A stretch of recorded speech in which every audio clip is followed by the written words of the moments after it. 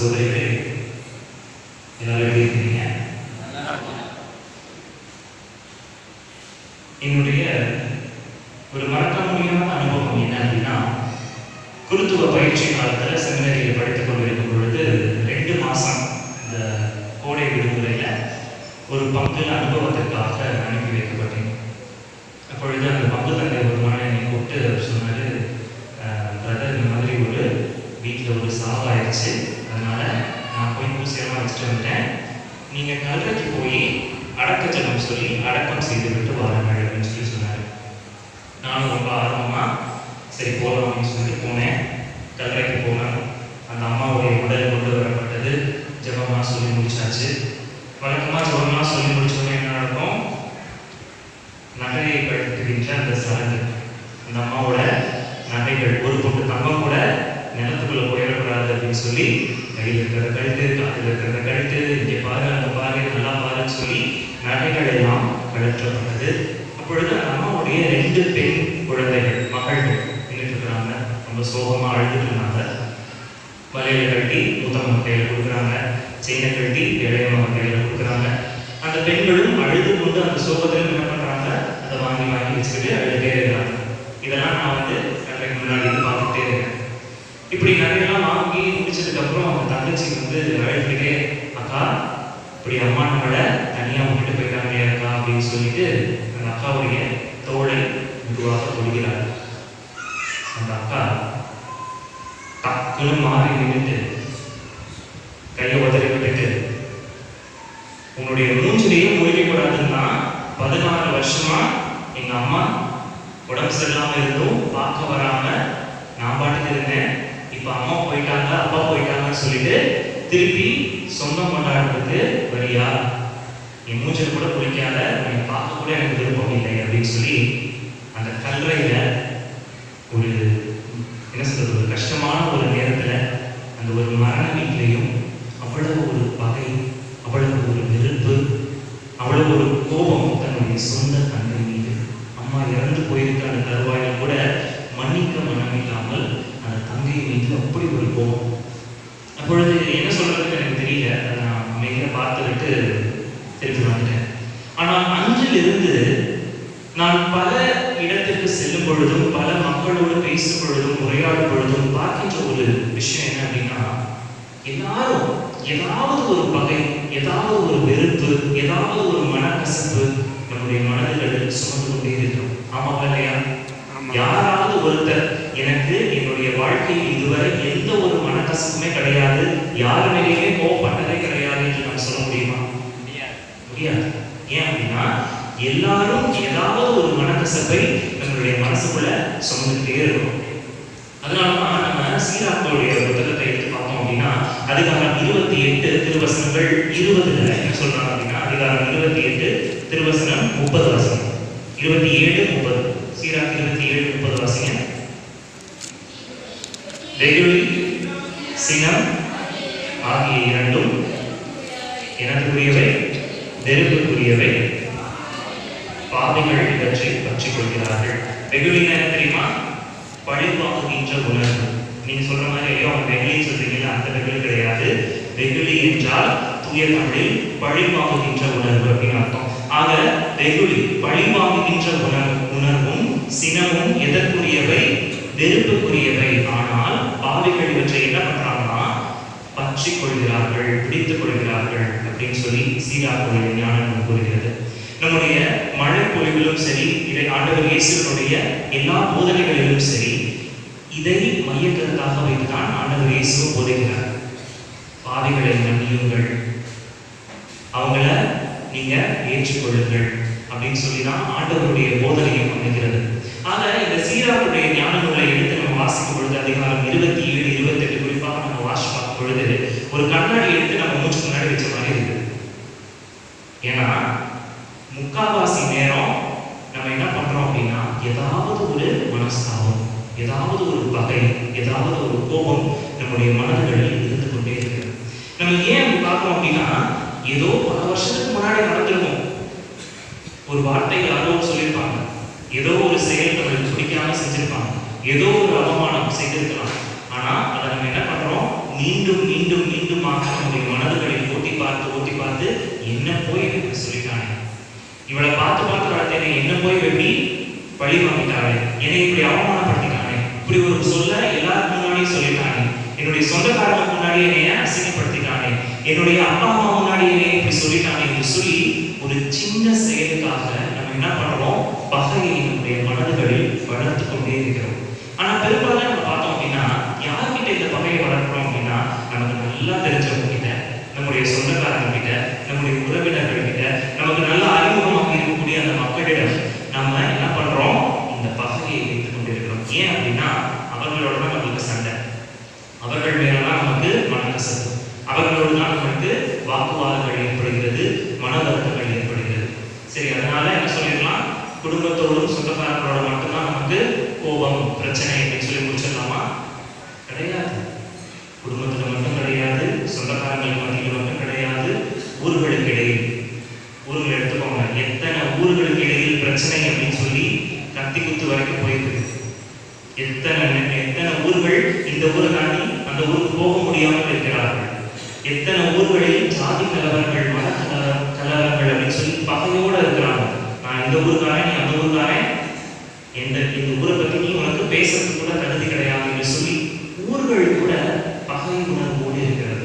ஊர் மட்டும் கிடையாது, பல நாடுகளும் சமுதாயங்களும் மக்களும் இந்த இரு பிரிவினராக பிரிந்து பகை உணர்வோடு, இந்த மன வருத்தத்தோடு, கோபத்தோடு, சினத்தோடு நாம் வாழ்ந்து கொண்டிருக்கிறோம். ஆக இந்த உலகம் நமக்கு என்ன சொல்லுது அப்படின்னா,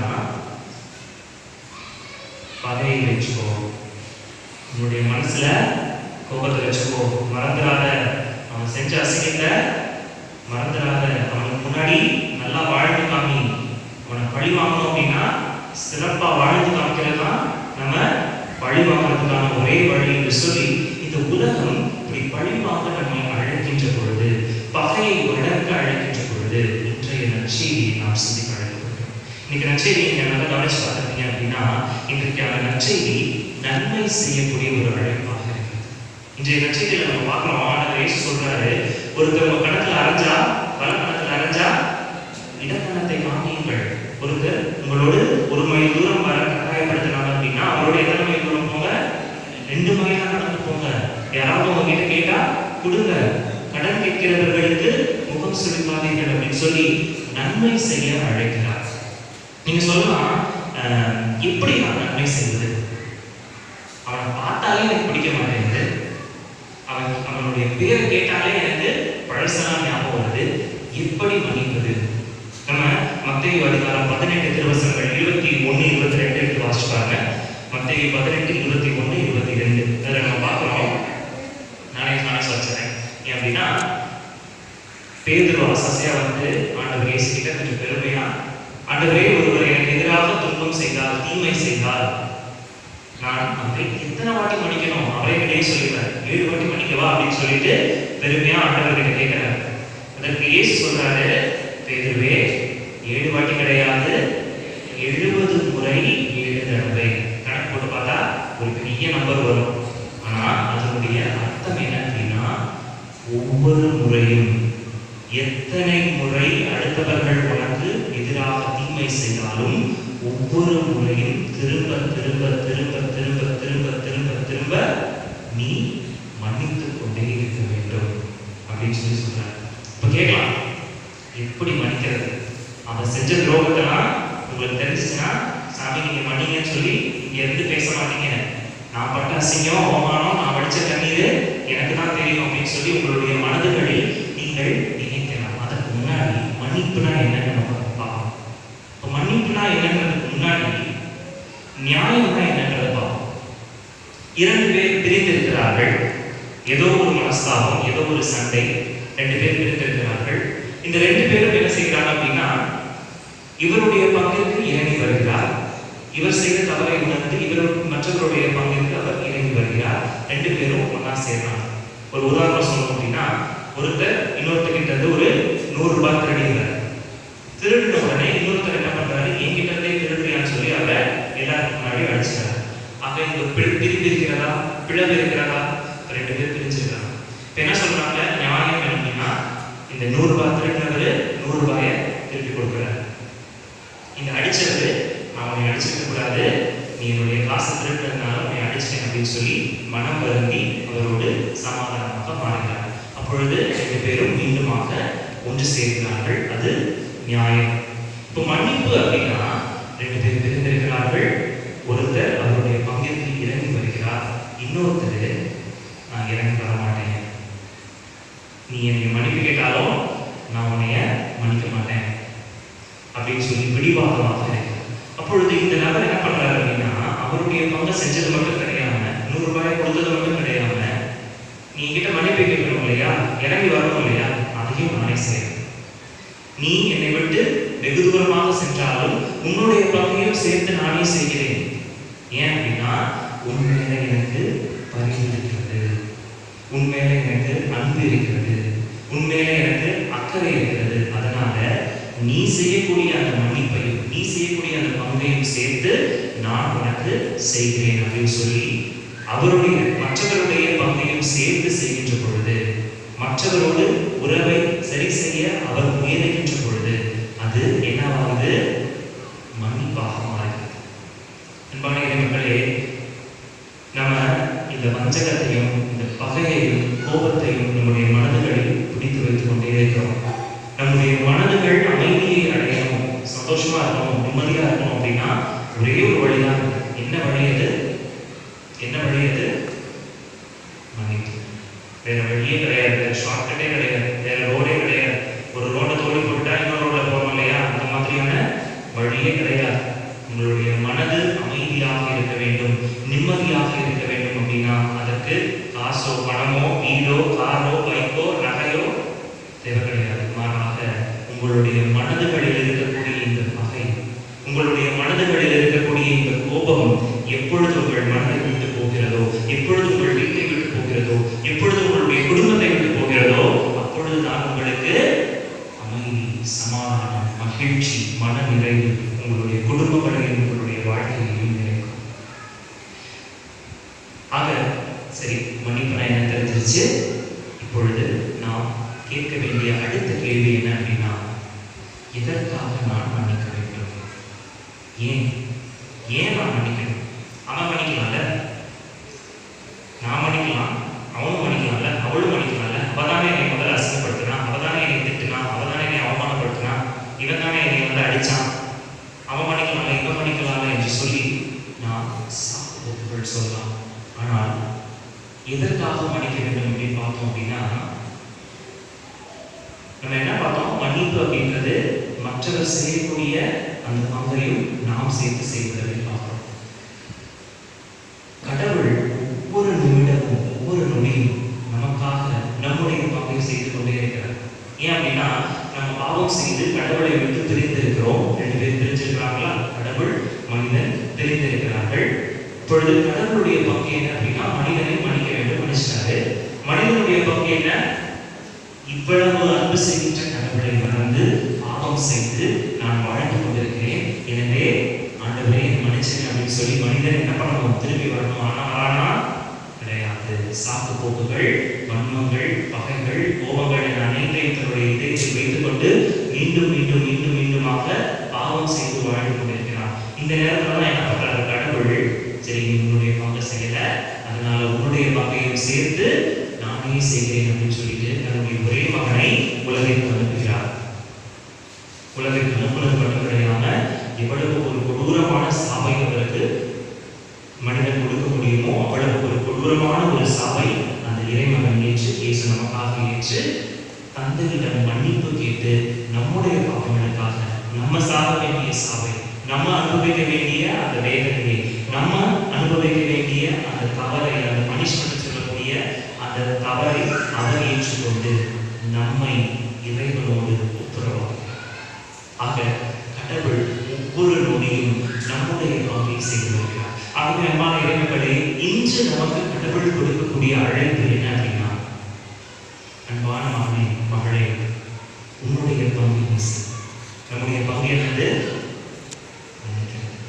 நம்ம நினைச்சிட்டு இருக்கிறோம் பரிவு காட்டுறது அப்படின்னா அடுத்தவங்களுக்கு கொஞ்சம் சோறு போடுறதோ, யாராவது கஷ்டத்தில் இருக்கும்பொழுது பார்த்து ஐயோ பாவம் அப்படின்னு உச்சி கொடுக்குறதோ, கொஞ்சோண்டு காசு கொடுக்குறதோ, பிச்சை போடுறதோ பேசுறதோ மட்டும் பரிவு கிடையாது.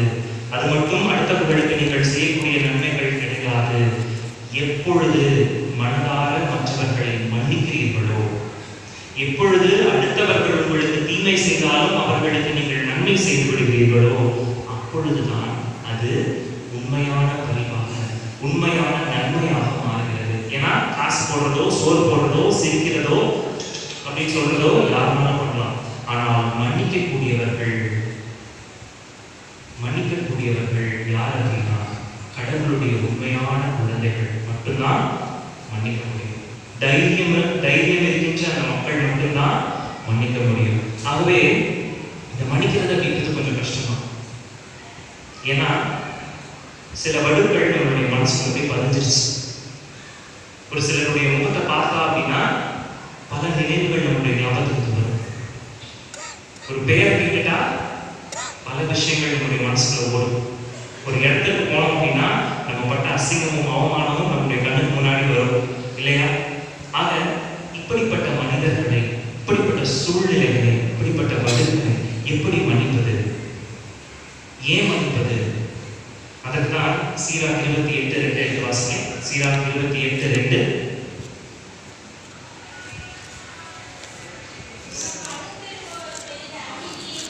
உனக்கு அடுத்திருப்பவர் செய்த அநீதியை மன்னித்து விடு. அவ்வாறெனில் நீ மன்றாடும் பொழுது உன் பாவங்கள் மன்னிக்கப்படும். உனக்கு அடுத்திருப்பவர் உன் அயலான், உன்னுடைய சொந்தக்காரங்க, உன்னுடைய கணவன், உன்னுடைய மனைவி, உன்னுடைய பிள்ளைகள், உன்னுடைய உறவினர்கள் செய்த அந்த தீங்கை, அநீதியை நீ என்ன பண்ணணும்? மன்னிச்சு. அப்பதான் நீ ஜெபம் பண்ணும் பொழுது உன்னுடைய பாவங்கள் மன்னிக்கப்படும்.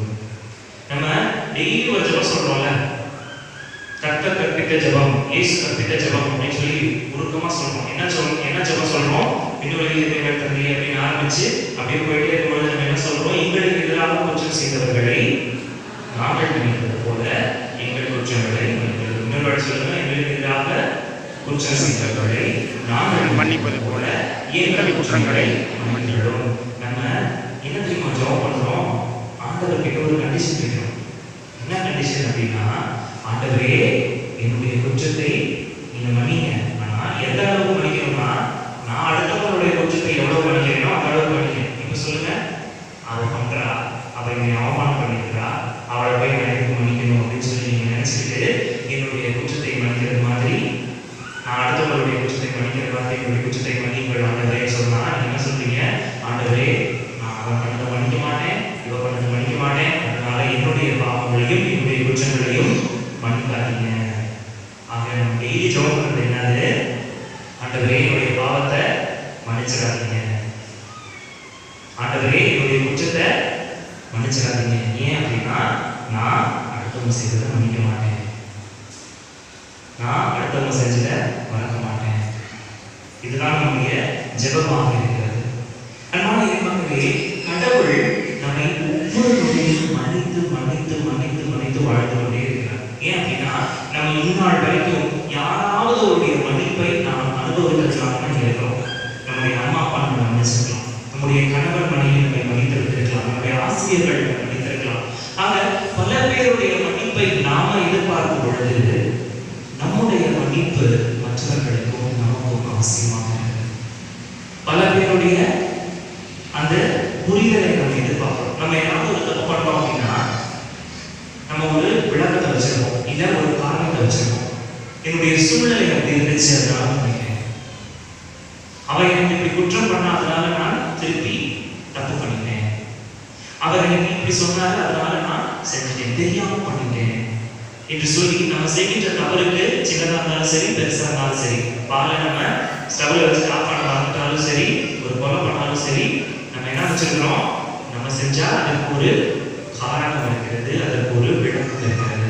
ஆனா நம்ம எதை மறந்துடுறோம் அப்படின்னா, மற்றவர்கள் நமக்கு எதிராக ஏதாவது தப்பு செய்யும் பொழுது அல்லது அநீதியை செய்யும் பொழுது அவர்கள் அதே மாதிரியான ஒரு காரணத்தை அவர்களுடைய மனதில் வைத்திருப்பார்களா இல்லையா? அதை நம்ம எல்லா நேரமும் என்ன பண்ணிடுறோம்? மறந்துடும். இல்ல, அவ வேணுகனே தான் செஞ்சான், அவன் வேணுகனே அவமானப்படுத்தவன் தான் செஞ்சான். அப்பொழுது அந்த காரணங்கள் காரணங்களும் அந்த விளக்கங்களும் நமக்கு மட்டும்தான். நமக்கு மேல நம்முடைய உடல் மேலும் நம்முடைய மனது மேலும் நம்முடைய காரணங்கள் மேலும் இத்தனை பகிர்ந்து கொள்ளுகின்ற மக்களாக இருக்கின்றன. ஏன் அடுத்தவர்கள் மீது பகிர்ந்து கொள்ள, ஏன் அடுத்தவர்களுடைய பாவங்களை குற்றங்களை குறைகளை மன்னிக்க நாம் தயங்குகிறோம்?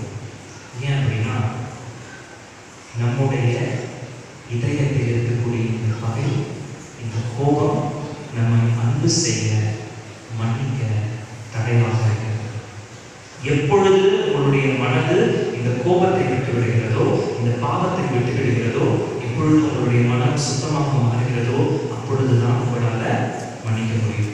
இதை அப்படி திருப்பி உங்கள்கிட்ட போகலாம். எப்பொழுது நீங்கள் மன்னிக்கிறீர்களோ அப்பொழுது உங்கள் மனதில் இருக்கக்கூடிய பகையும் கோபமும் பாவமும் உங்களுடைய வாழ்க்கையை விட்டு ஓடிவிடும். அன்பான மக்களே, கலாத்தியர் 2:20 நம்ம பார்க்கிறோம். கலாத்தியர் 2:20 பவுலடியார் என்ன சொல்றாரு? வாசிங்க. இனி வாழ்பவன் நான் அல்ல, என்னுள் கிறிஸ்துவே வாழ்கிறார் அப்படின்னு சொல்லி பவுலடியார் சொல்றாரு. ஒவ்வொரு கிறிஸ்தவர்களுக்கும் இதுதான் அடிப்படையான காரணம். ஏன் அப்படின்னா நம்ம ஞானஸ்நானமாகும் பொழுது யாருடைய சாயலாக நாம் மாற அழைக்கப்படுகிறோம் அப்படின்னா, யாருடைய சாயல்? விஜயா, இளைய தளபதி விஜயா, இல்ல தலையா அஜிதா? யாருடைய சாயலாக மாற அழைக்கப்பட்டிருக்கிறோம்? உங்களுடைய தேவருக்கான சீனியர் நடிகை சாயலாக மாறணுமா? இயேசுவினுடைய சாயலாக மாற அழைக்கப்படுவது மட்டும் கிடையாது. நம்ம கமாண்ட்னு சொல்லுவாங்க. கமாண்ட் அப்படின்னா என்னது?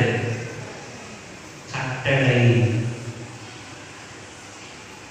அழைக்கப்படுறத நம்ம என்ன பண்ணலாம்? பத்திரிகை யாராவது கொடுத்தாங்கன்னா அந்த கல்யாணத்துக்கு போகலாம், போகாமே இருக்கலாம். ஆனா யாராவது நமக்கு கட்டளையிட்டா என்ன பண்ண முடியாது, நம்மளால மீற முடியாது. ஆக இயேசுவினுடைய சாயலாக நம்ம வாழ வேண்டியது நம்மளுடைய கட்டளை. அப்போ 70 முறை 7 தடவை எல்லா முறையும் ஒவ்வொரு முறையும் மன்னிக்கின்ற இயேசுவினுடைய சாயலாக நாம் மாற வேண்டும் அப்படின்னா, அப்படிப்பட்ட இயேசு நம்முடைய வாழ்க்கையில் இருக்கிறார், நமக்குள் இருக்கிறார் அப்படின்னா நம்ம என்ன பண்ணணும்? மன்னிக்க வேண்டும். நீங்கள் மன்னிப்பதுதான் நீங்கள் காட்டுகின்ற மிகப்பெரிய பரிவு செயல். சோறு போடுறதோ ஐயோ பாவம் சொல்றதோ பரிவு கிடையாது. எப்பொழுது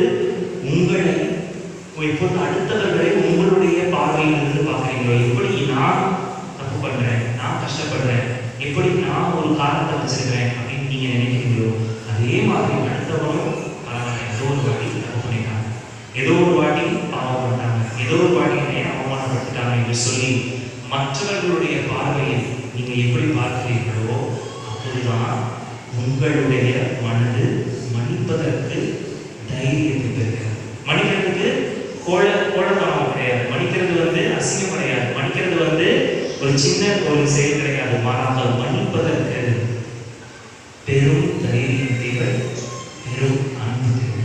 அந்த அன்பு எங்கிருந்து வரும் அப்படின்னா எனக்கு பின்னாடி இருக்கிற சிலுவை வரும்.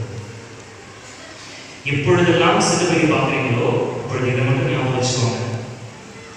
இவருக்கு செஞ்ச அநியாயத்தை யாரும் நமக்கு செஞ்சிடல, யாரும் நம்மளை சிலுவையில் அரைஞ்சல, யாரும் நம்மளை சிலுவையில் அறையுங்கள் அப்படின்னு சொல்லி சொல்லல, யாரும் நம்மளை மறுதளித்து விட்டுட்டு ஓடி போயிடல, யாரும் நம்மளை 30 வெள்ளி காசுக்காக காட்டி கொடுக்கல. இத்தனை அற்புதங்கள் அதிசயங்கள் உணவு எல்லாத்தையும் வாங்கி சாப்பிட்டுட்டு அந்த மக்கள் அவரை இது யாருமே தெரியாதுன்னு சொல்லி நம்மளை யாரும் அசிங்கப்படுத்தல. அவ்வளவு அசிங்கங்கள் பட்டும், அவ்வளவு மறுதளிப்புகளை பார்த்தும், அவ்வளவு சிலுவை வேதனை அவர்கள் அடைந்தும் அவர் என்ன சொன்னாரு? இவர்கள் செய்வது என்னவென்று தெரியாமல் செய்கிறார்கள், இவர்களை பழிவாங்க சொன்னாரா? இவர்களை விட்டுறாதீங்க ஆண்டவரே, ஒருத்த கூட தப்பிக்கூடாதுன்னு சொன்னாரா? இவர்களை மன்னியும் அப்படின்னு சொன்னார். அதுதான் பரிந்துரை வச்சுக்கிறார். அப்பொழுது ஒவ்வொரு முறையும் நம்முடைய சிலுவை அடையாளம் நம்ம வரைக்கின்ற பொழுது, ஒவ்வொரு முறையும் நம்ம சிலுவையை பார்க்கும் பொழுது நம்ம ஞாபகம் வச்சுக்க வேண்டியது என்னன்னா, நாம் பரிவின் மக்களாக, மற்றவர்களுக்கு நன்மை செய்யக்கூடிய மக்களாக வாழ அழைக்கப்படுகின்றோம். ஒரு மைத்தோடு எக்ஸ்ட்ரா நடந்து பாருங்க, ஒரு கண்ணத்தை திருப்பி தான் காமிச்சு பாருங்க, கேட்கின்ற மக்களுக்கு கொடுத்துதான் பாருங்க. நம்ம திருக்குறளை வாசிக்கிறோம் இல்லையா? இன்னா செய்தாரை ஒருத்தர் அவரான நன்மையம் செய்து விடல் அப்படின்னா என்ன அர்த்தம் அப்படின்னா, நமக்கு தீங்கு யாராவது செஞ்சுட்டாங்க அப்படின்னா அவர் நாணுகின்ற அளவுக்கு, அவங்க வெட்கப்படுற அளவுக்கு நம்ம என்ன பண்ணிடணும்?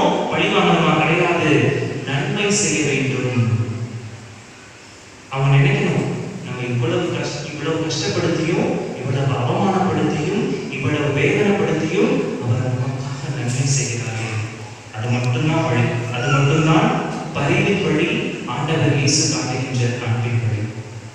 எல்லாரும் ஒரு நிமிஷம் நண்பர்கள், உங்களுடைய மனதில் கண்டிப்பாக ஏதாவது ஒரு பகை, ஏதாவது ஒரு வன்மம், ஏதாவது ஒரு கோபம் இருக்கும். அதை நினைச்சுப்போம்.